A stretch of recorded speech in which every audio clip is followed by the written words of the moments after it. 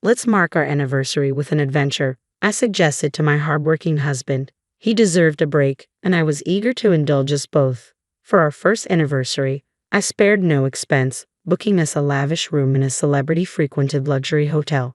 It was a gesture aimed solely at bringing joy to my husband's heart, yet little did I know it would set the stage for everything that followed. Let's rewind a year back. At 28, I found myself married to Logan at 26 without the traditional dating preamble. Ours was what you might call a zero-day marriage. We crossed paths on a dating app, a decision I made impulsively one tipsy evening. Initially skeptical of the digital dating world, I found myself drawn in by its tales of the unknown, fueled by lingering drinks and curiosity. Amidst a sea of conversations that often fizzled out, Logan stood out. After a month of daily exchanges, we agreed to meet, and from the moment we did, it felt like reconnecting with an old friend. On our first meeting, Logan proposed the idea of dating with marriage in mind, and despite my reservations, I went along with it. It was swift, perhaps too swift, but there was an undeniable pull between us. Before long, we were arranging family meetings, caught up in the whirlwind of our budding relationship. Looking back, I see now the signs I missed, the subtle cues that hinted at what was to come. As we gathered for the family meeting at Logan's home, his excitement was palpable. "Mom, I've brought home my future wife," he announced proudly. Though I felt a twinge of self-consciousness, his mother Grace and sister Lily matched his enthusiasm, setting the stage for the next chapter of our story. As we exchanged pleasantries, Grace warmly greeted me, dispelling any formality. "Let's drop the formalities," she said with a smile. "We're becoming family after all." Her words filled me with warmth, reassured by the prospect of joining such a welcoming family. The tension dissolved instantly, replaced by a sense of familiarity that made it seem as though we'd known each other for years. Just as I was basking in the newfound ease, Lily posed an unexpected question. "So, how much do you make a year?" she inquired, her curiosity bordering on intrusive. Logan swiftly intervened, offering an explanation. "I've just started a new job, so it's entry level for me. Cho's been a nurse for 8 years, so she earns about twice as much," he explained, a hint of pride in his voice. Grace's response caught me off guard. "Wow, you're rich. What a fortunate marriage," she exclaimed, patting Logan's shoulder approvingly. Although his modesty belied the situation, I couldn't shake the unease that crept in. The absence of Logan's father for the past 5 years meant they relied on Lily's part-time cleaning job and Grace's pension. Logan contributed from his meager earnings, a fact that seemed to escape the conversation. Then came the question of our living arrangements. "Where will you live?" Grace inquired, her curiosity tinged with expectation. "We have a condo," I replied, admitting I'd bought it last year, never anticipating marriage. Lily's response veered towards surprise and a hint of envy. "You own a condo. Must be nice," she remarked, a subtle suggestion of newfound wealth.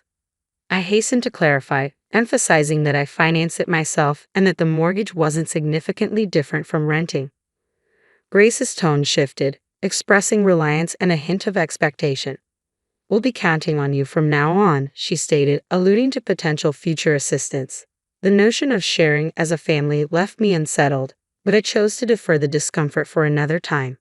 With gratitude and a promise to seek guidance, I excused myself, eager to leave the spotlight. Our aversion to being the center of attention led us to forego a grand wedding ceremony, opting instead for a simple paperwork filing, a decision influenced by my demanding job. I rarely wore rings, so opting for a modest one seemed sufficient. There was no grand proposal with an engagement ring, but I accepted that this was the reality of our situation. After tying the knot, we both remained diligent in our work. Taking charge of our finances, I started stashing away funds, gradually building a safety net for our future. However, after 6 months of marriage, I stumbled upon a concerning discovery. $2,000 had vanished from our account. The only plausible culprit was Logan. Confronting him that evening, I questioned the disappearance. "Did you know $2,000 was withdrawn from our bank account?" I demanded, urging him to contact the bank. Initially taken aback, Logan swiftly adopted a defensive stance, brushing off the issue as a mere loan to his mother. Infuriated by his nonchalant attitude, I pressed him further, emphasizing the importance of communication in financial matters. His dismissive response only fueled my frustration, with a sinking suspicion fueled by a previous encounter where his mother boasted of a casino win. I realized the money likely fueled her gambling habits. Up until then, our savings were pooled, but following this incident, I resolved to squirrel away extra funds separately. Despite this rift, I assumed Logan's demeanor would remain unchanged as long as family matters didn't surface.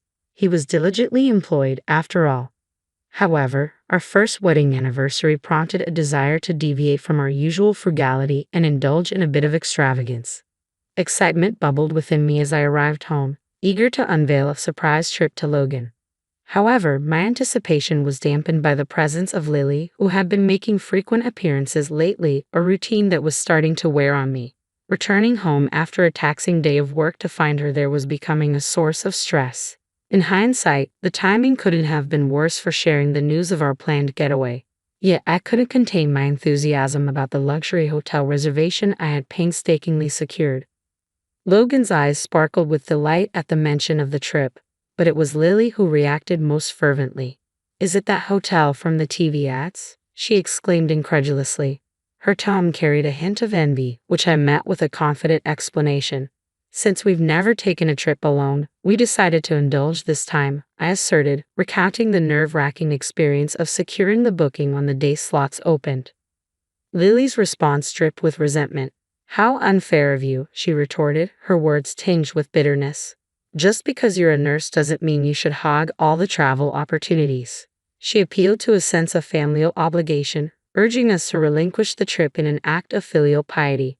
However, I couldn't overlook her penchant for travel despite her claims of financial strain, nor her propensity for fare evasion, a behavior she boasted about shamelessly. Her thinly veiled attempts at manipulation left me resolute in my decision. "Absolutely not," I declared firmly, determined to stand my ground. "We've been saving for this trip, and Logan works tirelessly. We deserve this splurge." Lily's displeasure morphed into a pointed remark directed at Logan, casting aspersions on my character and our marriage. Despite the discord, I remained steadfast in my resolve. There was no way I would forfeit our long-awaited trip to appease Lily's sense of entitlement. I felt a surge of anger as Logan remained silent, his gaze fixed downward. His inability to defend me only fueled my frustration. As Lily departed, her muttered remark casting me as the villain, Logan's puzzled expression mirrored my own disappointment. The excitement surrounding our trip dissipated, replaced by an uncomfortable tension that lingered as we retired for the night in an awkward silence. Normally, a good night's sleep would ease my troubles, but the following day brought an unexpected turn of events. Logan's words struck me like a blow when he suggested going on the trip with his mother and sister instead, excluding me entirely. I was taken aback, vehemently opposed to the idea. I couldn't shake the suspicion that his sudden change of heart stemmed from the late-night texts flooding his phone, likely filled with manipulative words from his family. His accusation of my heartlessness only deepened the divide between us.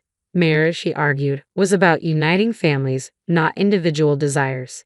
Yet I couldn't shake the feeling of being unfairly targeted.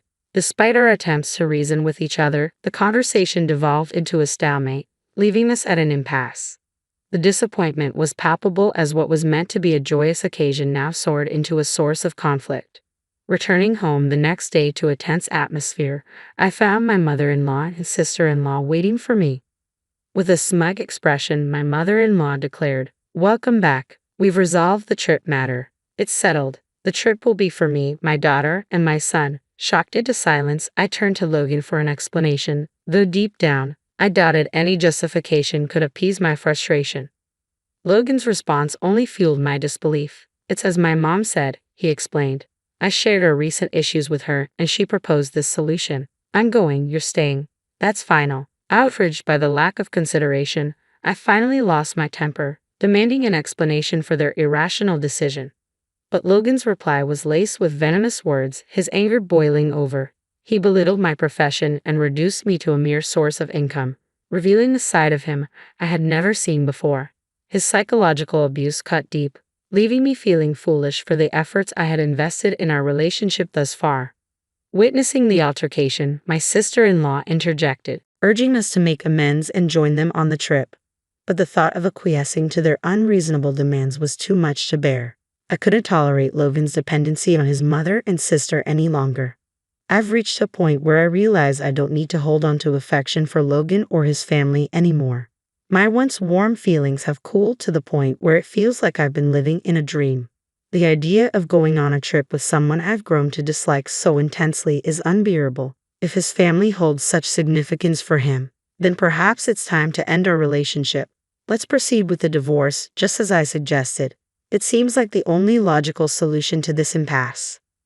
Logan agrees, albeit with a hint of relief, suggesting we discuss it further after the trip. For now, he insists, the trip must take precedence. Feeling defeated, I reluctantly concede, allowing his family to have their way. When I inform Logan of my decision, he's quick to express his gratitude, assuring me he'll buy me a souvenir and even suggesting I might want some time alone to relax.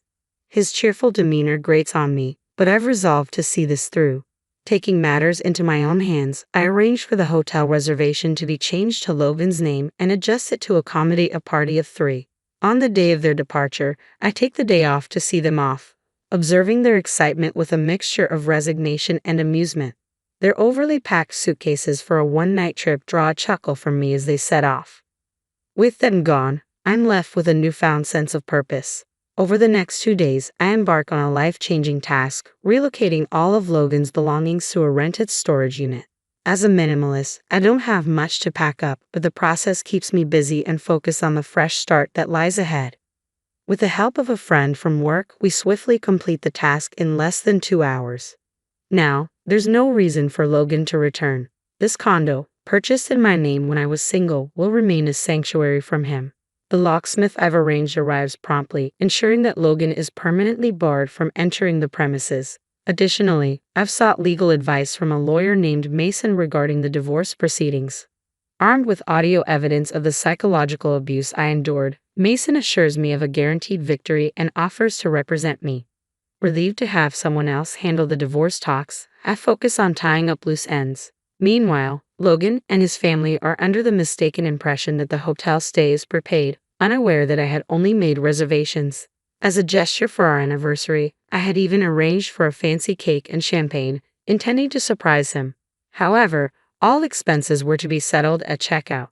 As anticipated, my phone buzzes incessantly around checkout time, but I ignore the calls with a sense of satisfaction. I can only imagine their shock when confronted with the hefty bill at the hotel. True to my expectations, I end up in police custody, unable to pay. Washing my hands of the situation, I send the divorce papers and the key to the storage unit containing Logan's belongings to his family home.